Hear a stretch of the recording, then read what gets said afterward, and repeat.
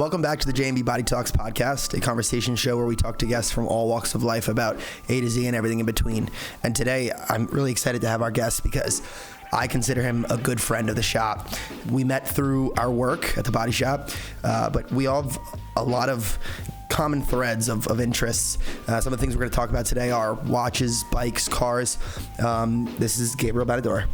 Hey, how's it going? I'm really excited to be out there. One thing that I really like about Gabe is I always tell people, like, there's, like the crazy expensive version of everything is for that guy who's like, okay, like this is the 1 year where they didn't have this and instead they used that, and then the paint, they couldn't get enamel paint, so they used X, Y, and Gabe is that guy. I'm always like, I'm not that nerd. Gabe is that nerd.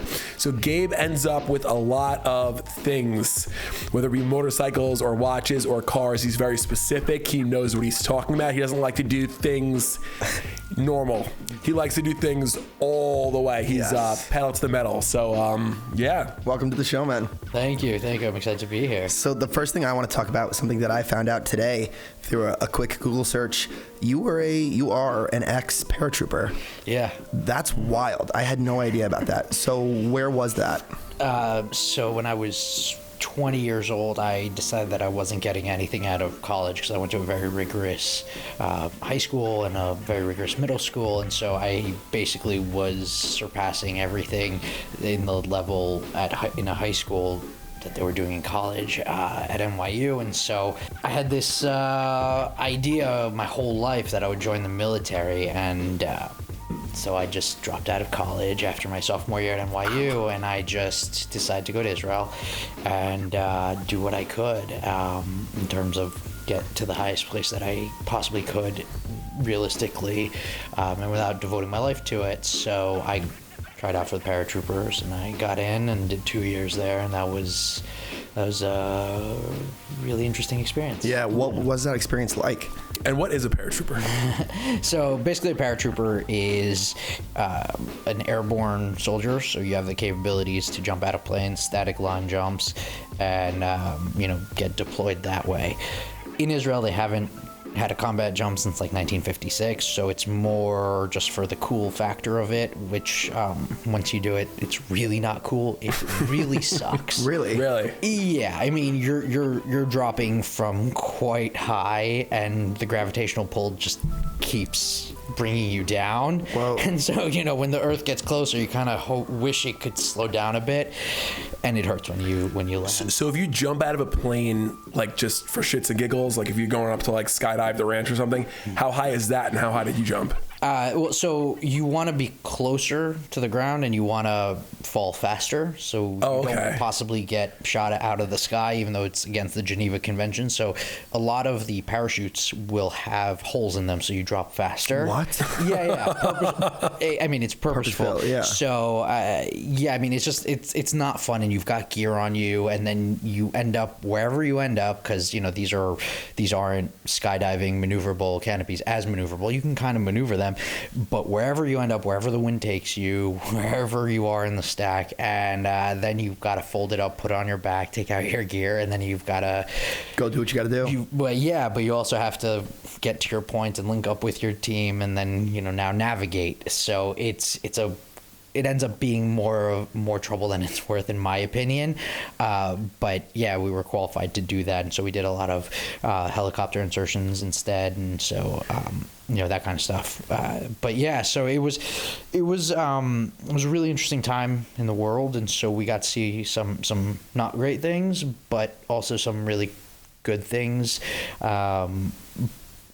Basic training is basic training. They basically strip you of your individuality and then rebuild you into this soldier, and you basically realize that you don't know what your limits are in terms of sleep deprivation, food deprivation, and just continuing to go, which is really cool because later on everything becomes easy. And it's funny, like as a dad, people will talk about sleep deprivation and, oh, you're putting your kids first. I'm like, Like, I've been there. I had kids early on, so it wasn't. I was still able to physically do that, but you're working on 3 hours of sleep. I'm like, okay, cool. Nobody's shooting at me today. I'm just changing diapers and holding a baby and going to school. And it really gives that nice perspective of the world and of your abilities. How cushy things are over here. Yeah, I mean, nobody's shooting at me today. I'm well fed. I've got a nice bed to sleep in. My kids are going to school. All the bills are taken care of. And we don't sleep on the floor, in a dirt hut with no electricity.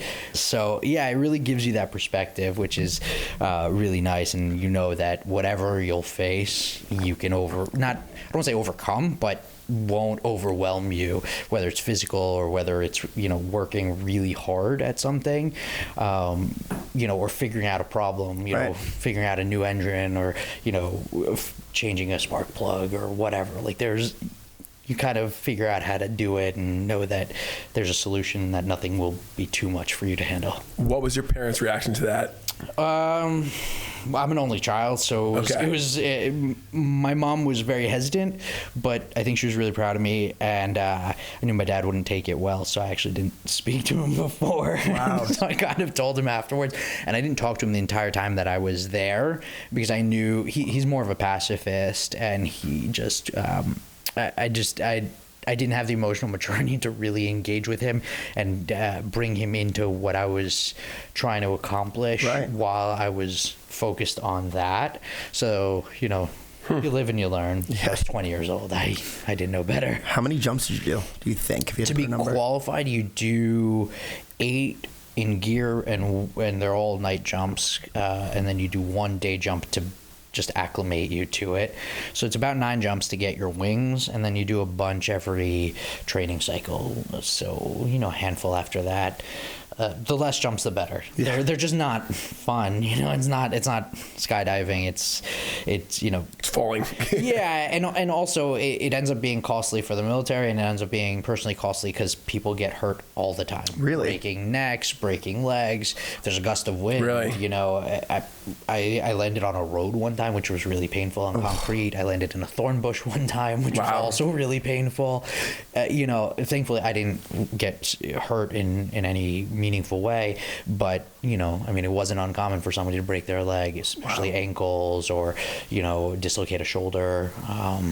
And of course, once you land, if there's another gust of wind, you're getting dragged with it. So, you unhook, and then you hope that you can get it together quickly. So, it's just not the most pleasant thing to do. Was falling in a bush or on the road some of the worst things that happened, or did you have anything really scary happen in the air?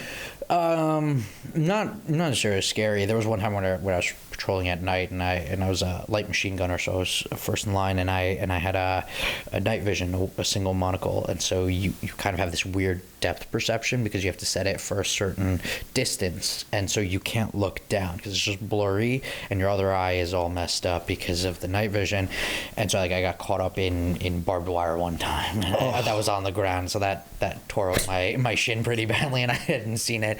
But otherwise, there's just nicks and bruises. This is crazy. Kind of all the time.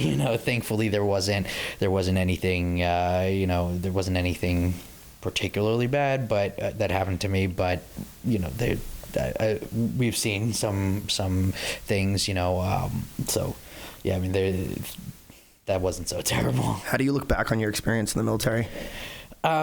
Really formative. I think it was a really important time, and at that time it was at the right time. I've seen it with 18-year-old kids, and I think that they need that year or two in between to just breathe after high school and just kind of explore for a second that real freedom. And then go back to captivity, as I like to think about it. The captivity of high school and parents, and college or whatever. Yeah, but obviously in Israel you go straight after high school. So the average age of a college kid is 22 or 23 starting, and so they kind of have a delayed entry for their life, which I guess works, but.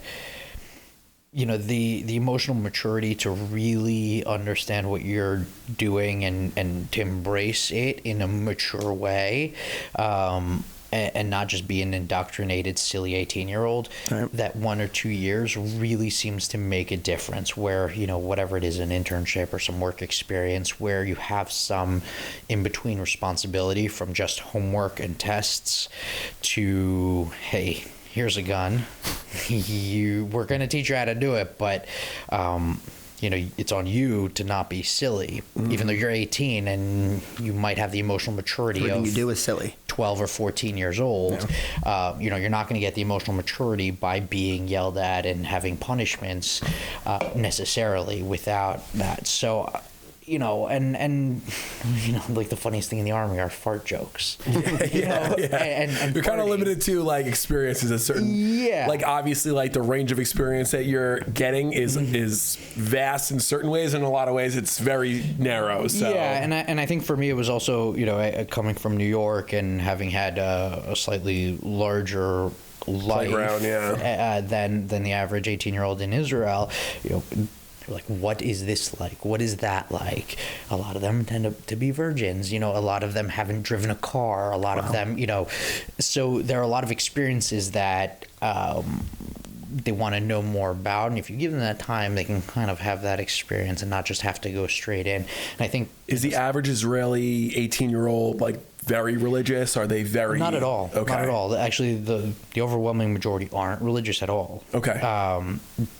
But again, I think if you throw these kids into combat, there's definitely psychological trauma that happens, and a lot of them will end up and go and be hippies in the jungles in India and Thailand and South America for a while to not consciously heal from it or to get out of it, and then go to university and then work and whatever. And I think if you just gave a little bit of a buffer between high school and in the Army, you might end up with a slightly more stronger psyche for the kids going in. And so that's just my 2 cents. Maybe more well adjusted.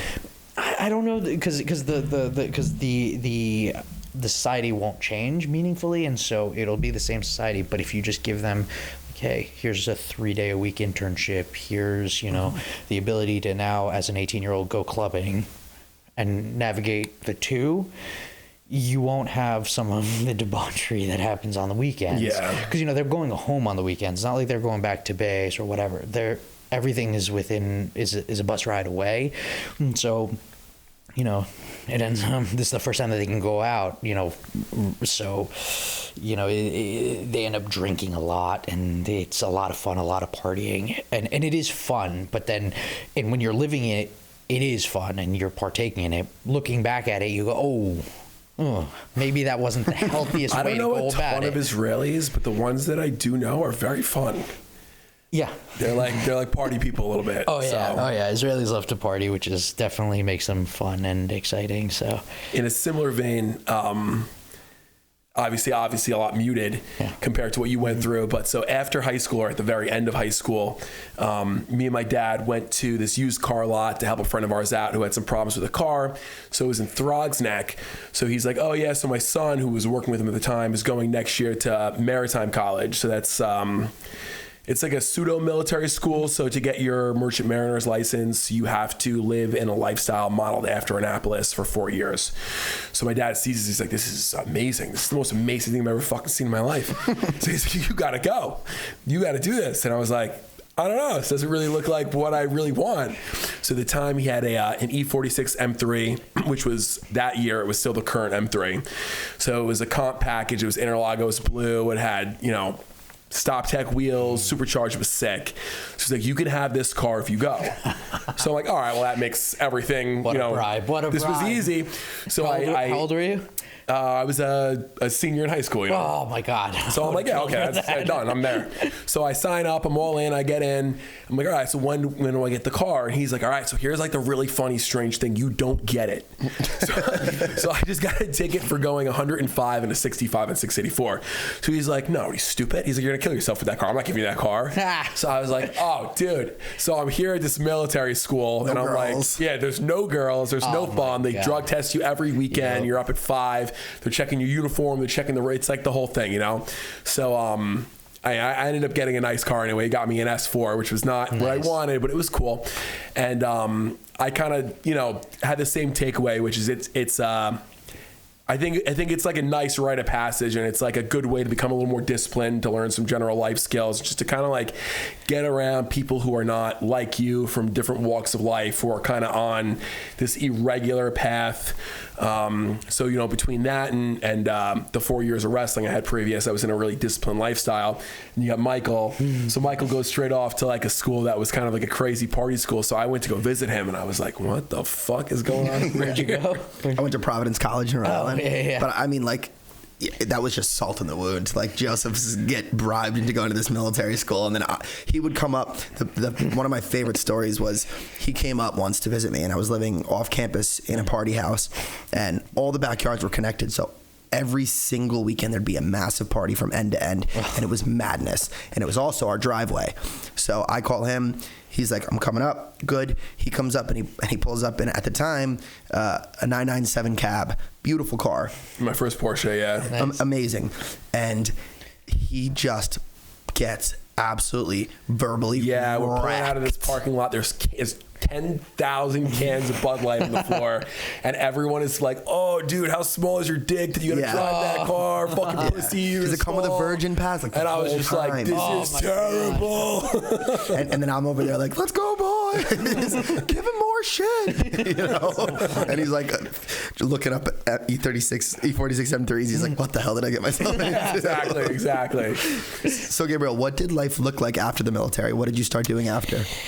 So right after, so I'd actually signed on for more time, but How much time did you do? So I did 2 years, but That's the minimum for my age. Okay. And then, you know, you could do up to 3 for regular service, and then you become like an NCO afterwards. And I'd signed up for 6 more months, but they wanted a year, and so I said, okay, goodbye. I didn't want to put in the whole time, so I came back, and I really didn't know what the hell I was gonna do. And I get a call from my cousins, and they're like, "Hey, we're launching a second watch brand." My cousins own Raymond Weil, the watch brand. Their grandfather was Raymond Weil. Wow.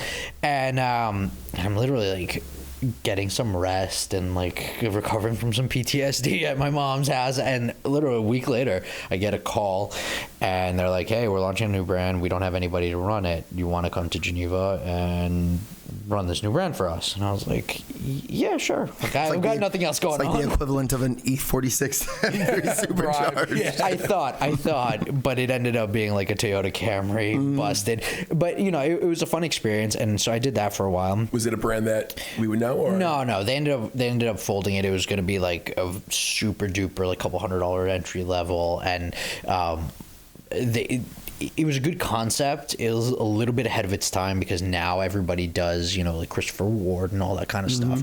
And so this was slightly before that, and they didn't execute it as well as they could have. Which is fine, you know, because it wasn't a big ticket item for them, and they weren't gonna devote too many resources to it.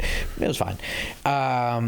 And so I left that, and then... Were you already a watch fanatic at the time? Yeah, I mean, you know, again, I grew up with watches, but I really fell in love with watches when I was in kindergarten, and I don't know if you guys remember this. How old are you guys? I am 32. 28. Okay, so How old are you? 34. So Okay. we're about the same generation. Do you remember, like, Super Mario on your wrist? Mm-hmm. Yes. I don't. Oh, so I thought you would. Yeah. So you would have these like little video games. Or like the square ones. Yeah, exactly. And they never worked. Okay. But the idea of them was amazing. And somebody like traded me a basketball card for one, or like I traded for one with a basketball card. And I remember it never worked, but I remember thinking this is the coolest thing. Like, and this is about the time where you could buy a walkie-talkie watch. Yep. And I was like, wow, you can do all this stuff just from your wrist. Felt like a spy. There were no cell phones. It was just very cool. You could walk The around Apple with Watch this would have stuff. blown your mind, you know? Oh my God. I mean, could you imagine how futuristic that was? Yeah. We still had like cord phones and everything. Yeah. And then, of course, later on, when somebody gave me a chronograph watch with a tachymeter, they were like, hey, you can measure speed. And I was like, what? I was like, explain this to me. And they're like, well, it's a math equation, right? And I remember just that was the impetus for me to become good at multiplication and division, because you know, it was how fast am I walking? I know the distance I'm going to walk. I'm going to time how long it takes. And of course I'm going like 6 miles an hour. Right. So you're doing like all this, like, because, you know, the bezel, you know, it's 60 miles an hour is the slowest you can go for you know, one minute. And so you're kind of dividing it by the amount of minutes that you're doing. And so I just thought, this is really cool. And then, of course, later on, I fell in love with the early macho masculine watches, the Royal Oak Offshores and the Panerais, which were, you know, I don't know if you remember the old Panerai ads of the early 2000s with like the Italian Navy SEALs like coming out of the water. And I was like, oh my God, like, and I already wanted to be, you know, I'm short, so I had this like Rambo complex. I was like, I got to be the toughest, baddest dude in, you know, any room. And I was like, whoa, that watch looks pretty tough to me. And, you know, and then of course there was the Royal Oak Offshore, which is called the Survivor, which had like those covers for the chronograph buttons, and it came with like survival kit, or it was supposed to. And I just thought, this is kind of like a cool masculine direction. And then it kind of went totally wacky with the size of the watches getting to be like way too big. And now the style is like as small as you can get. Yeah, pretty much. And so, you know, just like leave me in the middle, and I'm happy now. But yeah, I mean, that really was the start of my love of the mechanical side, and then my love of the design side. And so now I've kind of got like a whole bunch of wacky stuff that doesn't make sense in any cohesive way. I want to ask you about some of your watches, but first, you spent a good amount of time in Geneva. Did you grow up there? So I was born there, and I lived there a couple of times in my life. And so when I was working there, and then so to finish the story, I left that job, and then I worked for a development acquisition real estate firm. And then I just started my own thing. Awesome. Based off of that. And, you know, it was real estate, and now it's more private equity, because real estate's gone a little less fun and accessible in terms of people's expectations to do stuff. So, you know, we buy small businesses and we invest in stuff. You know, we have electric scooter investment that I'm very excited about. You know, that kind of stuff. We're open to anything, because it's really awesome. A family office, so we have no rules. So as car fanatics and specifically Porsche fans, I think it's kind of an interesting like thought experiment for me. Is like, I think about Germany as like this mecca of cars, and in the same way I think about that with cars, I think about Geneva as this mecca for watches and watch culture. What is watch culture like in Geneva? Watch culture is very business-like in Geneva. You know, you've got the watchmakers, but they're away in the mountains. Okay. So, like, we were there a month ago with my family, and we went to go visit Romain Gauthier, who's a good friend of mine, and he does these crazy independent watches that I absolutely love. And he's brilliant, engineering background. But it's an hour from Geneva through the mountains to get there. And that's purposefully kind of like tucked away. That's where the real serious work happens. And then their corporate offices in Geneva, and, you know, the showrooms and whatever. So it's a little bit different than, I think, the car world, where it's all in one. You know, if you ever go to wherever, you know, McLaren or Ferrari, they make the cars, they've got a track, they've got their headquarters, and they've got the racing headquarters all in one general area.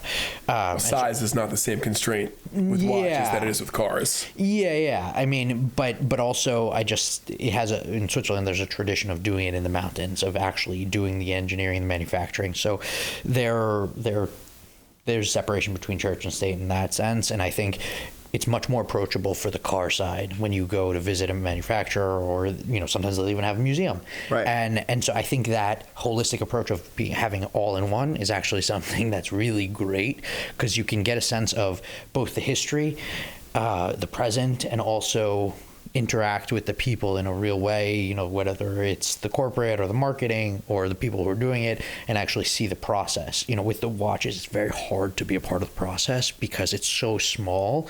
And so you can only see the product, and once it's basically completed or before, but while it's being assembled, it's very hard to see, because it's one watchmaker leaning over it. Whereas a car being assembled is a car. It's a production. So it's by design, it's big, so you can see it, and you can be much more a part of it, if you will. So yeah, that makes sense. And what is you don't look at watches from a business perspective. You look at them from a collector's perspective. Yeah, I mean, I tend to think that value and is something completely different. I don't view them as an asset class, and it kind of bothers me when people view them as an asset class, because to be a real asset class and to be able to view it that way, you have to have market stability, number one. We've been on an upward trajectory, now we're on a downward trajectory, but there really isn't that stability. You know, you look at sales, like Rolex topped, I think it was like $1 billion in sales last year for the first time, new watches. Right. So the market's there. The market size is there, but you know, you have a collection of watches, go to JP Morgan Chase and try to get a loan on it. Right. Not going to happen. You know, you can do it with art, you can do it with real estate, you can do it with cars, you can do it with motorcycles. Cars don't have that stability anymore either. But No, but you can still take a loan. So you know, if you're going to buy, you know, a 275 GTB 4Cam, you can get a loan for it, right? Because it has a range that it trades in for the last 25 years that you can look at. You know, 2013 is the first time that I can remember a watch selling for over $1 million. Okay. So we're about 11 years in from the first publicly traded $1 million wristwatch. You know, it's going to take us a while to get that stability, but also they produce, you know, Rolex produces over 1 million new watches a year.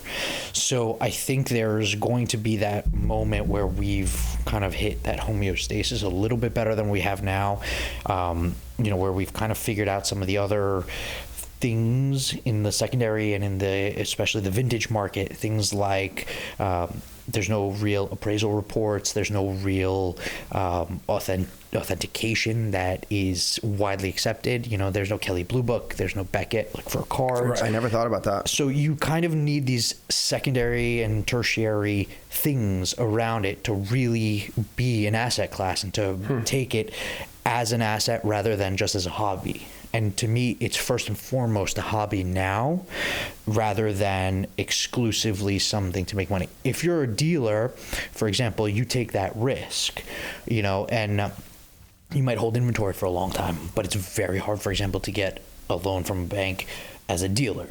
There's no floor plan for... You know, that's why a lot of them will take private investments because hey, we want to buy this, we want to buy more inventory. We're offering you, you know, comparable interest rates, but obviously we can't go to the bank because, you know, it's not a sustainable business plan yet because of the market stability. You know, you go and you want to start a dealership, a car dealership. You know what the margins are from every car brand. They give you the market, and so you really, in the Kelly Blue Book, and it's a very, it not much more, but it is a more, it's got more of the trappings, so that way you can step in with more confidence into the car world, or even into the card world. And watches will get there slowly, unfortunately. I wish it would go a little bit faster, just because, you know, the stories about fake watches, especially the vintage stuff, where it's like, oh, this is unique, and then 2 years later there's another one that pops up and you're like, huh? And then you look at it and you're like, well, they're both fake. Ooh, okay. And you're like, yeah, but that costs you $4 million and it costs that guy $6 million. And you're like, oh. And then you look at it and the brand doesn't authenticate. And so if that brand doesn't authenticate it, then you can't. Yeah, what is it? You have no recourse. And because, you know, the dealers can't really be an authority, because the only way to be an authority on it is to be the brand or representative of the brand or get it checked by the brand. There's really no recourse on it. And so I would like there to be more recourse. You know, if you know, I think about that dealership in California, you know, the guy who was selling cars and not sending the titles and selling cars, he's going to jail because there's recourse for car dealers who do nefarious things or who even just misappropriate funds. Yeah, there's also no DMV for the car world. Sorry, for the watch world. Excuse me. Like you could check a VIN on, you know, Carfax or whatever. One thing that I saw recently that was interesting was, which I'm sure you're aware of, is this Rolex has some sort of a platform where I don't know if they're like kind of doing pre-owned or whatever they're doing. I haven't seen that in like the wild yet. I haven't either. In real life, but yeah, it's starting to pop up. And then like Audemars is doing something where they are, through the company, I don't know if it's an insurance or they're willing to kind of, be a player in if you get your watch stolen, because that's another huge thing. Yeah. It is in the car world as well, but for watches, I mean, there are cities on lists like don't wear your watch here. Yeah. Like I know London is one that people bring up all the time. Mm-hmm. And so I think that's, I think that's I've heard some interesting part of it. Remember a couple of years ago, a guy at I forget what restaurant they were sitting outside. He said, "Give me your watch," and the guy said no, and they shot him in the leg. Really? Broad daylight. It's like 50th and Madison. Yeah. Oh my wow. I mean, I like what AP is doing in that sense. I don't think the Rolex certified pre-owned really does much, because usually you could just find it for cheaper. If it's a modern Rolex, which from 1990 and on, they made a ton of them. You could just be confident in the fact that you're not going to get ripped off in those ones, and you can buy box and papers all day for probably a lot cheaper. Speaking of AP, I just got an AP last week, the offshore, the Bumblebee. Oh, nice. Because I bought a bike that had forged carbon intakes in it, and I was like, wow. I have a couple of forged carbon watches, and I just thought, what bike is that? It's a Stark Varg. I never heard of It's that. electric. It is the most fun thing. You guys have to ride it when you come over. It's a dirt bike. It's I got the Alpha, so it goes from 10 to 80 horsepower. So it's basically the most powerful dirt bike ever. Whoa. Yeah. It is amazing. I mean, it is so much torque. I mean, it's hard to wrap your mind around this bike, and I've just been riding it it's 100 mile an hour dirt bike out of the box. Out of control. Yeah. I mean, it's scary. I've never been on a bike before where there's so much torque. Yeah. When I'm doing like 20 or 30 miles an hour, that is literally pushing me off the back of the bike. And it's just so much. Does that make it harder to ride in the trails? I haven't taken it on trails yet. Okay. I'm actually buying a toy hauler right now to go on with my kids because they're all into dirt biking now. But I've been riding it around the property, and it's fun. It's a little bit heavier than the typical dirt bike. It's about 255-ish pounds. So, I have like a couple of bumps and stuff that I can launch off of. And I haven't really been able to get big airtime on it, which is good. I'm going to work on it.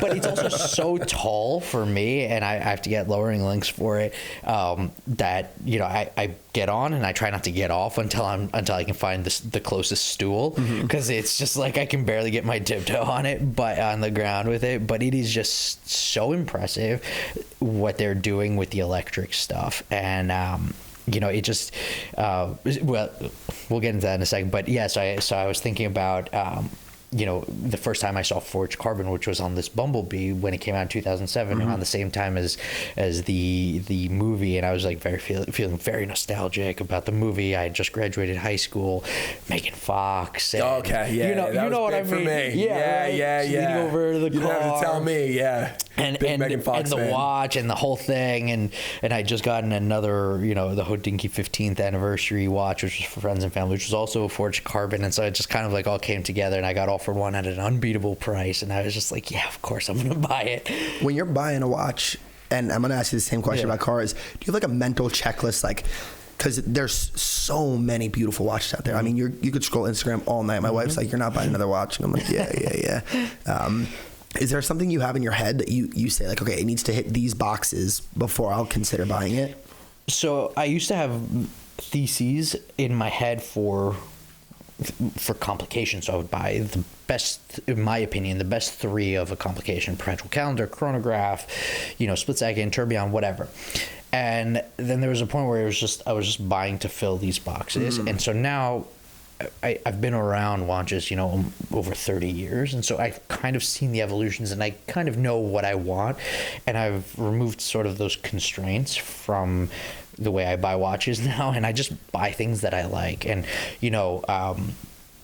to get really nerdy, that was the first time that I'd ever seen forged carbon in a watch. So I bought it, but it was also the first time that AP was putting in their own proprietary in-house automatic movement base caliber. They were still, before they were using the JLC base calibers, and then they were using the Dubois de Praz chronograph modules on top of it. And so they're still using the Dubois de Praz modules on top of it, but it was the first year that they were doing the in-house automatic movements. And so that's kind of an achievement in any brand's history. So it filled the two roles for me in, it's a watch that means something to me and it's nostalgic. The case is cool because of just how I feel about forged carbon, and then the movement. And so, I like to try to incorporate everything. There's some watches that I buy that are exclusively for their look or their importance in provenance, the brand. Yeah, provenance, like what I'm wearing today is not a particularly interesting watch on its own, but there's an interesting engraving on the back, and it did something really cool. It went tell us about the watch. Yeah, so this was Michael Cheeseman's watch when he broke the Australian record for freediving for 127 meters. And so it's engraved on both end links 127, and then on the back it has the date and it has the area in Crete and it has his name, and this was actually his watch. Wow. Yeah, so on its own, it's it's a 4-digit 2009 Submariner. It's a couple $1,000 at best, so not particularly interesting, especially for a Rolex, but the history of it and what it did. And again, kind of the military thing, a guy went 127 meters without a breathing apparatus. It's insane. In the water, right? I mean, that's a pretty badass achievement in my opinion. Yeah. And there's nobody really down there to save you if you pass out. So that, to me, that's just another almost a human achievement of really pushing yourself pretty far. If you were limited to one, like they're like, that's it, we're taking them all, like, just keep one. Probably it'd be a Rolex Submariner. Just something to beat on every day that can take it. You could pull it off with a suit. Not that I ever wear a suit, but it works in almost all situations.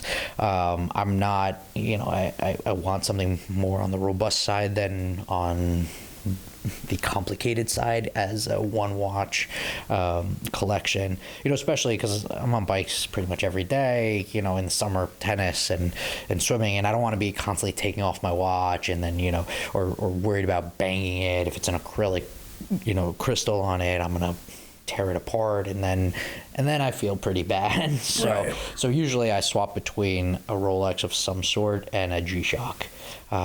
Those seem to be interchangeable for me.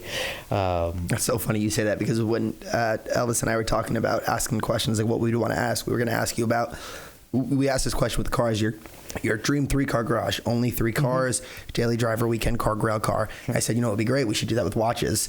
And he was like, how funny would it be if he just said G-Shock? Yeah. And that's so funny that you said that. I mean, honestly, I didn't wear a G-Shock, but I wore a Casio Pathfinder in the military, and it was great. I did the weather, did the altimeter, compass, used the compass for mortar fire, to zero in mortar fire. So that was great. And I love G-Shocks all my life. They're tough, and they've gotten really easy to wear. They're not these huge monstrosities growing up. And there's colors, and there's this, and they're a couple $100, and my kids can wear them. And I tend to go down on bikes a couple of times a year, and if they get scraped up, it makes it look cooler. Right. So yeah, I mean, the G-Shocks now are easy to wear, and again, if I'm on a bike and I just want to know what time it is, it's easier for me to look at a digital time than an analog time. But yeah, I mean, So one of the things that I like about, like, I love cars. Obviously, cars have always been like my favorite thing. But when I got into bikes, there was a thing, I don't know, it was just something about it that I kind of like more, and I hate to admit it, but what I liked about watches is it's like no bullshit. Like, they don't break. You're not doing maintenance. Like for example, so I just bought an 82 911, and I'm like, I'm going to leave it completely alone. I'm not going to touch it, because if I start to fuck with this, I will have nothing. I have no other cars right now that are in one solid drivable state. And that just doesn't happen with watches. Like they're just always fine. But I feel like at the level where you're at, is it that like maintenance free, headache free, like get up and go, or you're dealing with? I mean, it generally is, because especially this is ironic, especially for the vintage watches, because the vintage watches were built, you know, with much more industrial strength plates and things, right? They weren't as fine. Yeah, they were tool watches, and it wasn't as finely done, right? Because they didn't care about the size, right? The size was a direct correlation to the movement, and you wanted something that wouldn't break, because even though these weren't expensive by today's standards, they were expensive, right? You know, the average salary was, you know, maybe a couple $1,000. So when you say, hey, spend a couple $100 on a watch, you're like, ooh. But also they were real tool watches. You know, the GMT was a real pilot's watch, and not a lot of pilots at the time. Pilots had to use a chronograph for direction, and so you needed a watch that was accurate and that was reliable consistently flying a plane. And your chronograph, you know, breaks. What are you going to do? Start counting by heartbeats, you know, one Mississippi and go. It just doesn't work. So a lot of it was built to that standard of, hey, you know, this is what you're going to use for your job. Rolex Submariner, for example, or any dive watch at the time, was the tool that you would use the bezel to time your decompression times. Right? It was life-saving. Well, I mean, you would get the bends and possibly die if you didn't do it correctly, right? Now they've got these huge dive computers that are digital and backlit and, you know, whatever. And so I actually find that, yes, they have better materials and they're better watchmaking now, but I've had more problems with modern watches than I have with vintage watches. I think it's just, I was going to say, I think it's the same with cars, but I think there was a generation of cars that was like that. I think what's so interesting about what you're saying, and I find myself, and I think you'd feel similar, we're in this weird desensitized world in cars because we get to see some of the most amazing stuff come through the doors. We're blessed in that sense. But it's like we had Larry Amo, who we were talking about before the episode on, and he gave the perfect analogy for this. He said, imagine if you were a plastic surgeon and all you looked at all day was girls' breasts. Like, you'd be like, you've seen one, you've seen them all. Yeah. So what I tend to find, where it's like, you know what, that one's really nice. I see a lot of them, and those are nice. Right. Well, it's also like that because it's like when you see them in the wild, you know, you see a Ferrari at the shop, you're like, okay, but when you see one in the wild, you know, when a girl takes her top off, but my wife's going to kill me, I'm sorry. But so I start to find that I get into things that are like weird and quirky. Yeah. And that's the nitty gritty stuff that I'm like, okay, I like this right-hand drive Evo Pajero like, because it's different and cool and quirky, and you don't see it at Cars and Coffee a lot. Yeah. And for me, that's so exciting. But one thing that I want to ask you as somebody who has such an expertise and has been around watches your whole life, basically, if you have a modest budget and you want to start a collection, you know, is there a direction that you would give people to go into? Yeah, I mean, I think there's a lot to choose from now, and you could go from, you know, a secondhand Bell and Ross to a new Baltic to a Tudor. I mean, it really depends what you're into, and it's getting pretty cool. I mean, obviously you've got used Omegas and you've got all the sort of entry level brands. You could go even Swatch, which I think is doing some nice things. Cool stuff. As an alternative to a G-Shock, where they do the System 51, which is a completely machine-made automatic watch, which is pretty cool in terms of watchmaking, that you can pull that off without the human touch at all. And again, it's a $150 watch, so you know there's a color for every day of the week if you want. And so there's a lot to choose from, but you know, it kind of just, it has to be what you decide to your taste.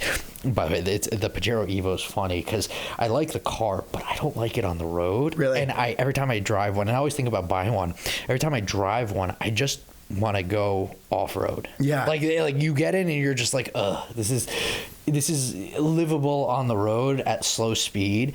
And then you're just like, but I know this is a Dakar car. I want to enter the Dakar rally 100%. With this. It's the same thing. Like the reason I fell in love with that car is because I went to a Cars and Coffee years ago, and a gentleman was using that car to trailer his standard Evo. And so, like, I was just like, this is the coolest thing I've ever seen. It's the same thing with watches, and why I think media is so powerful. Trans-Siberia pulling the same like kind of livery with the black and orange GT3 RS, and I was like, whoa. It's like the reason why people are like, you like Omegas? I'm like, yeah, I love James Bond. I love Daniel Craig. And then you get into the quirky stories of, you know, the Apollo missions and what happened up there, and they had the Speedmaster. It was like the only thing they had to try to, you know, get back. Again, tool watch vintage. Think about that. You were wearing it on the outside of your when he went on the moon, he had it on the outside of his spacesuit. I mean, a watch made on Earth that can go to space, you know, made basically a 1957 designed watch. All mechanical. I mean, to me, that's as crazy as it gets, right? As extreme as it gets. And it's designed and first came out in 1957. To me, that's incredible. You know, that it was able to withstand all those G-forces, make it and still function, be worn on the outside of the spacesuit, and go down on and be on the moon. You know, and for me, again, that is the epitome of tool watch. And if you think about, too, the competition at the time, I mean, Rolex sent in a watch to be considered for the moon. A ton of other companies that were, like, seemingly at the time, could definitely beat out that watch. And that watch passed the test, the rigorous test. And, I mean, one of my favorite stories, and it kind of takes, like, NASA, you see stuff that NASA produces in everyday objects all the time. But, like, you hear that story about how we spent like $1 million to build some pen that could go upside down, and the Russians Fisher space pen, the Russians used the pencil. But it's do you have that same attachment to quirkiness with cars? I have that attachment, I think, with everything. If it becomes really popular, I just run away from it as fast as possible. Like, it's a little bit lose trite. its soul. Yeah, I mean, it's very trite, but I you know, the first kind of set that I collected with any intentionality was Patek Philippe Nautiluses, because they were the cheapest Pateks I could find that I kind of wanted to wear. I thought they were pretty ugly at the time, and I remember seeing them in high school thinking, God, these are so ugly, when they first came, you know, the 2006 reboot at the time, and I kind of warmed up to it, but, you know, I had a whole collection for a very modest sum. You know, some of them I was buying in single thousands of dollars. Wow. And and then, you know, again, somebody offers you six figures for it a couple of years later. You're like, yeah, okay. You know, they made I'm not an idiot. Yeah, they made a ton of these, but like I don't wear it anymore because everybody likes them and everybody wants them, and it's just like, you know, once it gets attention on the wrist in that sense, I'm just like, go. So I just move on to the next thing, and usually I don't really sell, but you know, in that instance, it was I've collected, and I do collect some very, very niche military watches. So Omega, I have an HA60, which is Canadian military that they did for 1 year, and they only used the movement for that one watch. That's really cool. And they did about 200, and there's about 50 that survived because they destroyed the majority of them, and they were monopusher chronographs, and so they went. You know, they were for pilots, and it was 1 year in the 60s. They moved on to the next one, the newer one, and they produced them a little bit more, and that was it. But this one movement from Omega in-house, completely designed for that one military purpose. That's so cool. Yeah, and you know, I've got obviously a ton of Israeli military watches, cool. And I've got, you know, Italian and, you know, watches that were purpose-built, only made for Italian aviators, and you know, it's that kind of stuff that I kind of gravitate to now more than the big name stuff, because then it's, you know, it's who's got the rarer dial of that watch, and to me that's not as interesting. It becomes a clout thing a lot of times. Yeah, I mean that's preference. That's not. It's not like this had to do this. Like, it's the same thing with cars. I mean, you and I both know guys who collect cars but aren't real car guys, and it's just about having the bigger dick in the room. Right. And there's always going to be somebody richer. There's always going to be somebody taller and handsomer and all that. Except for me. Exactly. Of course. You know, but you know, you show up with a Pagani, some guy comes up with you know, a unique Pagani, Utopia, whatever. Yeah. You know, it's always like that. So you know. Once you it's just not, that's not fun, because when then the newer one comes out and then the guy has it before you. Here's the Wyra BC, but they decided out of nowhere to make another Zonda Barracuda. Right. It's like, by the way, the BC to me is one of the coolest cars, because they did it as a tribute to Benny Caiola. That to me is, and that he's so local to here. Yeah. And like, I don't know, just like the fact that we see them all the time. To me, the Wyra is... Yeah. For me, it was always the Enzo. The Enzo is the coolest car ever. Yeah. It blew my mind. That was right when I started to get into cars. But the Wyra, like, especially the BC, when I see it, I'm like, this is like the shit. It's just so cool that he did a tribute to his first customer, who was a real car guy. The guy's Italian and had a great collection. And it's funny you bring up the Enzo, because I have a friend with a black Enzo. And wow. Yeah. An original black Enzo? Yeah.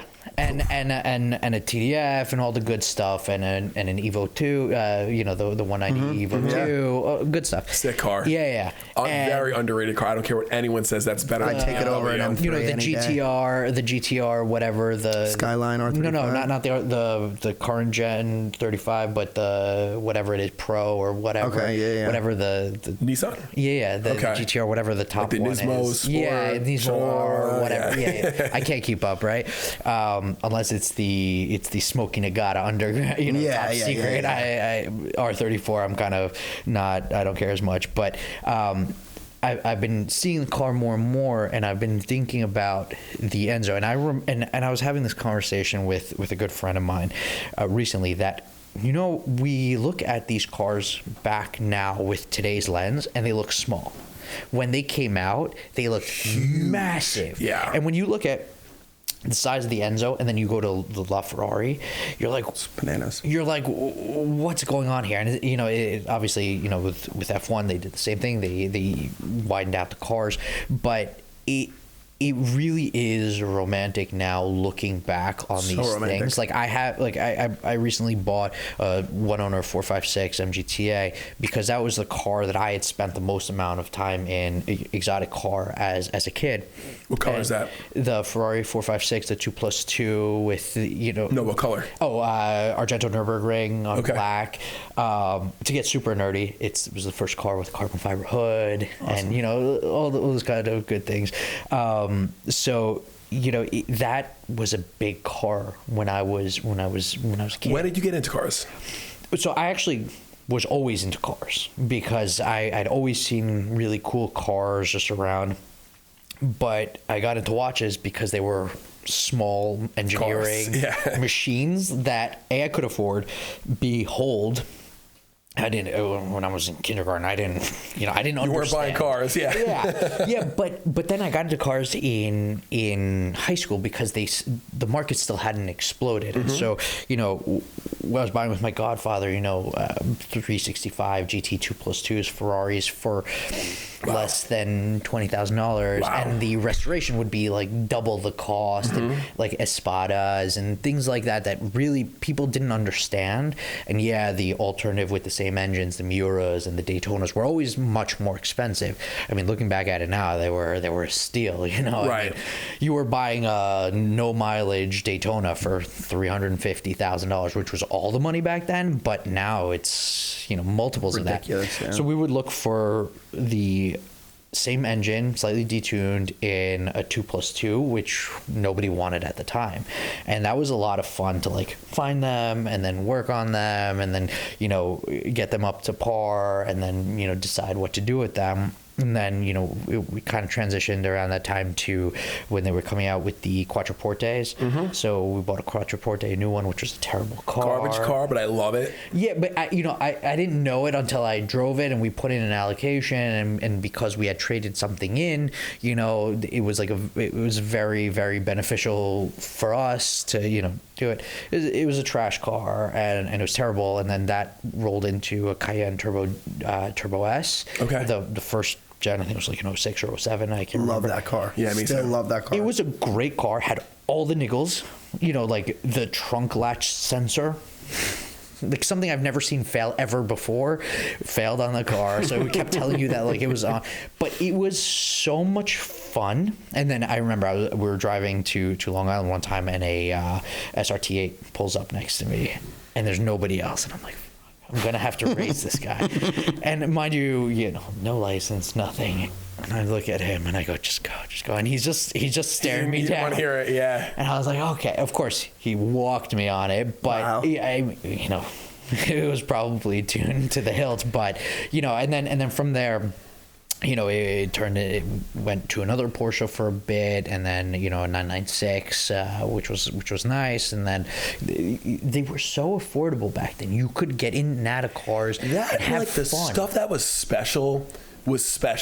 Like back then, an SRT8 was like, they weren't as known. They were like badass. Like a friend of mine had an SRT 10 Ram, and now I'm like, that is sick. But now it's like everyone has one. Like every brand makes more and more and more and more, and like everyone knows about it, and you just can't get it because everyone's trying to buy it who don't even like. I have people that don't even like cars that are like, oh, I need to get a GT3 Touring. I'm like, why do you want a GT3 Touring? No, you're not supposed to have a GT3 Touring. You suck. Yeah, it's totally that clout thing that we're just talking about. Watches, it's like the supremification of the world. Right? Yeah, 100%. There was a WRX STI 22B on Bring a Trailer recently, and I saw it pop up. They're like, hey, I have a notification obviously for all these like silly rally cars and literally everything. And I click on it, and I'm like, let me just see where it is. And I didn't check my phone. I checked it again. 5 minutes later, it had $100,000 bid on it, starting bid. And I'm like, who knows what this is unless you like this stuff and are nerdy about this? But apparently now everybody knows what all these like little secrets are. And same thing with the Touring. It's like, hey, you're never gonna use 9/10 of that car. Why are you buying it? Yeah. What driving benefit do you have buying a GT3 Touring other than to say that you have a GT3 Touring over a 718 Spider? Or just 718, whatever. What is that meaningful performance difference for you? Or are you going to do a 100-mile pull every single day? Right. Are you going to actually fry this clutch doing, launch control and like all this stuff? No. Are you actually going to take this on, some sort of crazy run on a cannonball cruise or something? No. Obviously there are people who do, but you're gonna pick up your Tinder date and go to Carbone. Dude, it's probably the worst car to pick up anybody in. I mean, imagine somebody goes to pick up somebody on a date in a GT2 RS Visoc pack. Yeah, you're just a douchebag. Picking girls 100%. up in an ultraviolet GT3 RS, and he's like, they hate it. Yeah, they hate it. It didn't work. Yeah. So it's funny. So my closest friend has a bunch of cars, and he had this problem. He has some like Dodge Ram diesel super duper whatever that he has souped up to like 1,000 horsepower that he loves. Yeah, it's insane. When he starts it in the city, the car's the alarms go off and all that. And then he got an M5 CS and then an M2 CS. But because it's got bucket seats in them, nobody can get in and out, right? And bucket seats suck.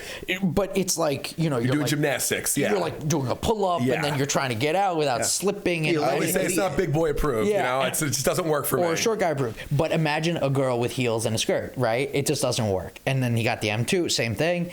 And so he went out and bought an X3M. He's a hardcore BMW guy to solve this problem. He's like, it's got the performance. I'll do a little tune on it. Yeah.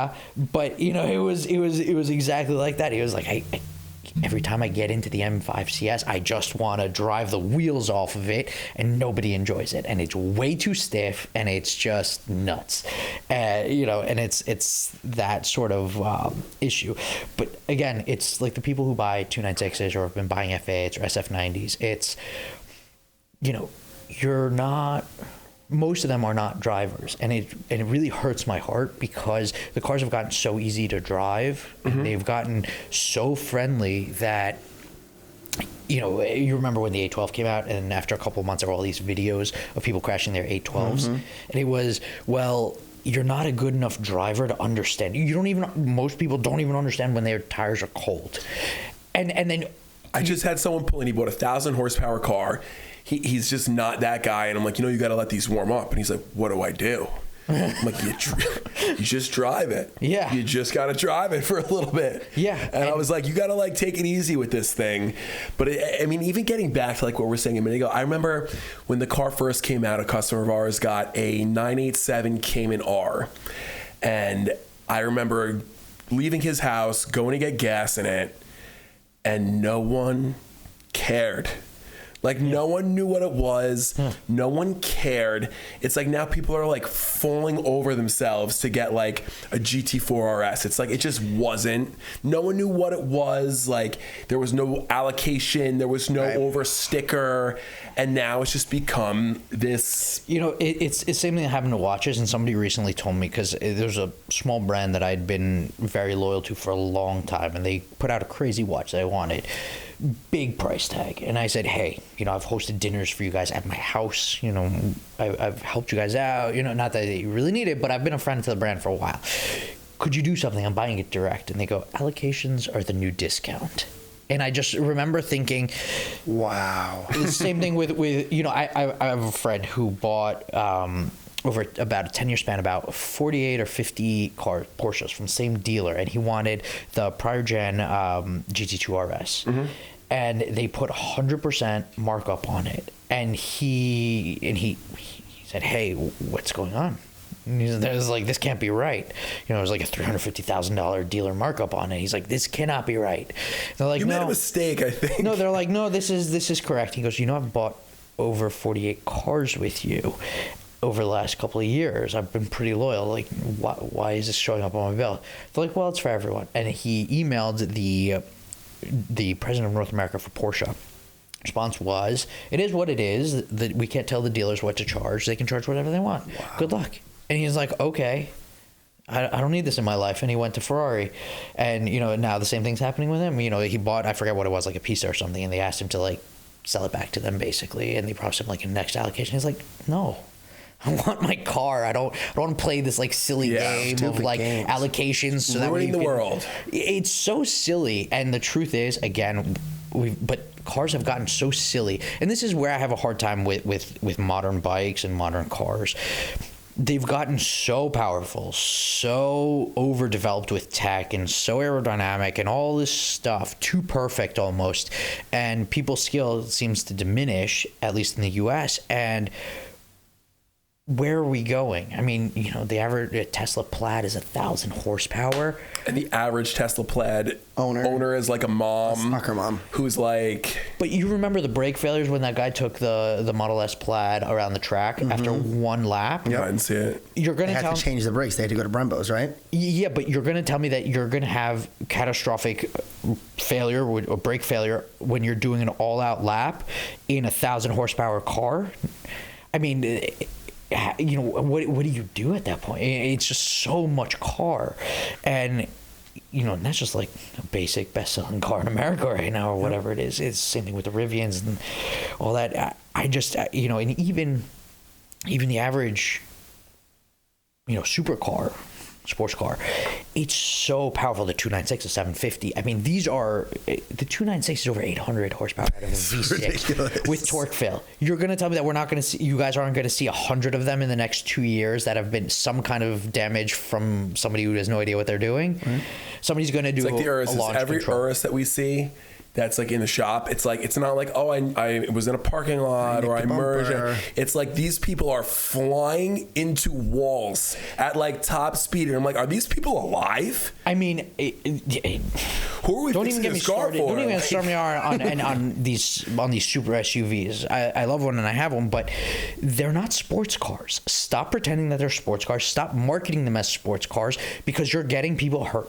It's an SUV. It's big. It's heavy, and especially with these turbos and, you know, the Urus I don't particularly care for. It's a, you know, V8. I like my 12 cylinders, but it's just, you know, these people are buying this thing as a sports car, and they're not good enough drivers to understand how to handle that car in specific. But even if it was just, you know, a Huracan, I mean, there are a lot of damaged Huracans on the market. Yeah. There are a lot of damaged 720Ss. There are a lot of damaged. Oh, forget about it. But I mean, you know, you guys are going to see a ton of 296s. I mean, people do launch control, and they forget that all the nannies get turned off on the Ferrari launch control. And so you're doing a pull, and then all of a sudden, you lose a little bit of traction Freak and out. you overcorrect, and then, Yeah. you know, I mean, with 800 horsepower. What did I just see? Like Michael B. Jordan was like messing around and he had a smashed badass his car. car, yeah. But that's what I mean. You know, there was that famous one with that, I think it was a young guy on a bridge in like Prague or something. Yes, and he I wasn't even saw going that. fast. He wasn't even going what they all say. fast. And he just That's what he lost. told the insurance company. Yeah. I mean, that, to me, that's crazy. So then I guess this is like a really good way to kind of wrap this question up with your passion for cars is if you had to have that 3-car garage, that 3 cars, any budget, your daily driver, your weekend car, and the car that you would drive hopefully, but maybe not, maybe just look at every day. Do you have something in your mind? Oh, okay. So, because I've got a couple of passengers, I'm going to do a couple of passenger-friendly cars. It would be some sort of SUV that I could trade in every couple of years. Okay. I don't mean to sound like a douchebag, but I'm really enjoying the W12 Speed Bentayga. Okay. It's just the best of all worlds for me right now. That might very well change. And in a weird way, it's like understated, if that's possible. To me, it's still a car that you can enjoy driving, even though it's got no feeling through the steering because it's so electronic. But you've got that great W12 engine, which I think is awesome. It's never going to be done again. You know, we're on the last generation of it. I think a very cool engine. And then, you know, it's got all the comfort, but it's still a car that you can enjoy driving versus something like Cullinan where you're not going to have maximum fun in the car if you're driving it. But so that would be sort of the daily, and then my fun car. Like your weekend car, carving the canyons. Yeah. On a date. I would say the FF. Yeah. Honestly, you know, I've tried to replace it so many times. I killed the E63S wagon. You guys had it last year. And I just can't. I've been in Lusos. I've thought about buying a Luso.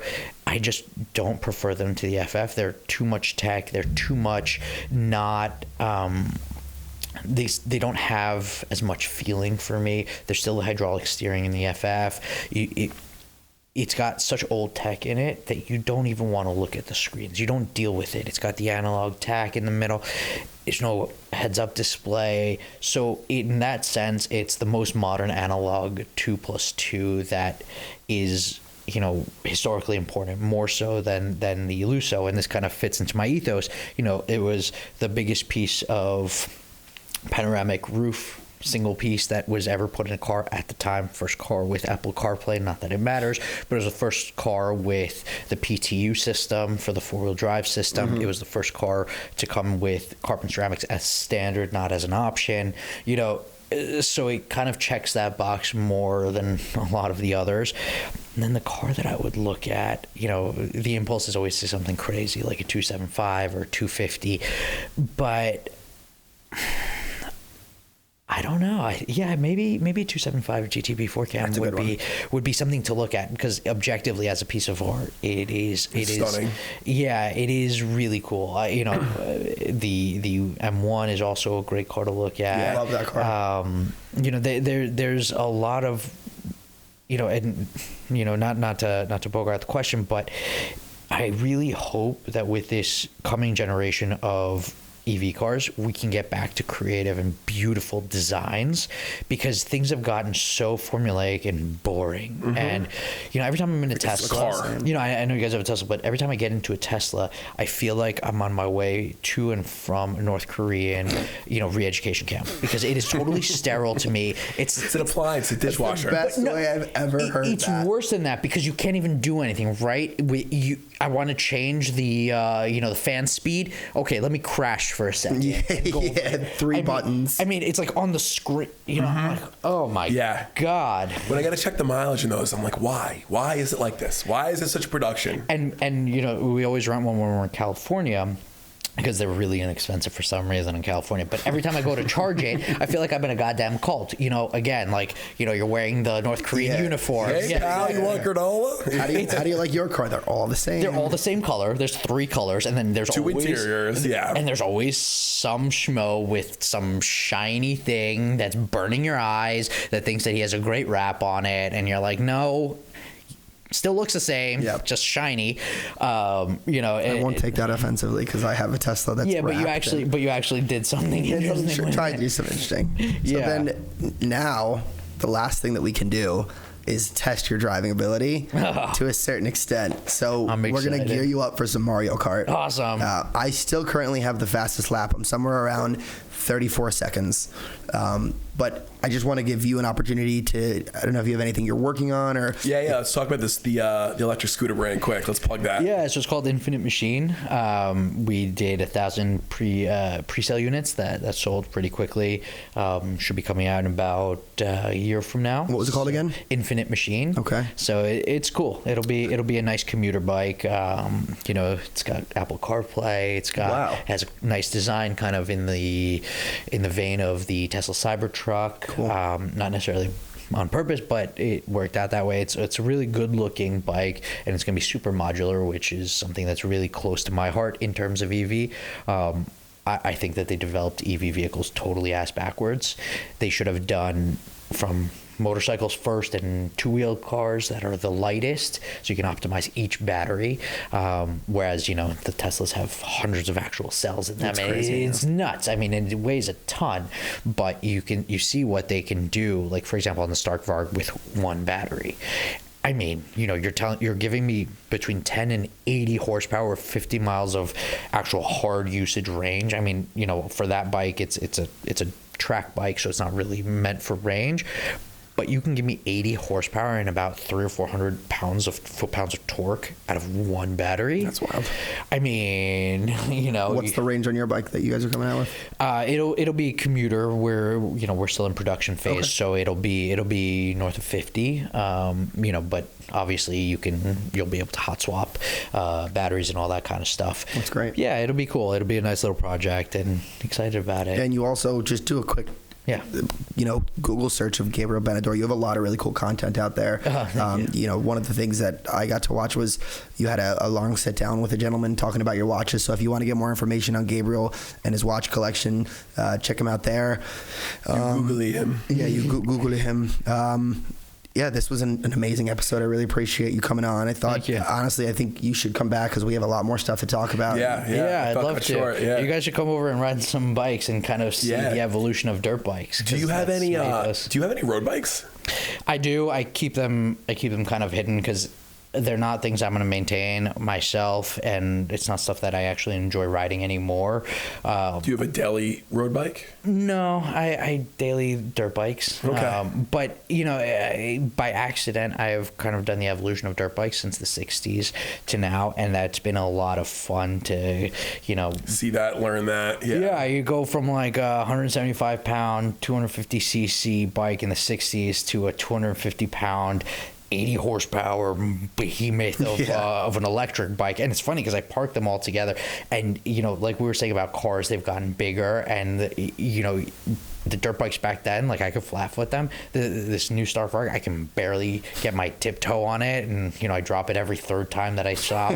They've just gotten so big and so powerful, and it's really interesting to see. I've collected some of the known sort of collectible road bikes just because like what?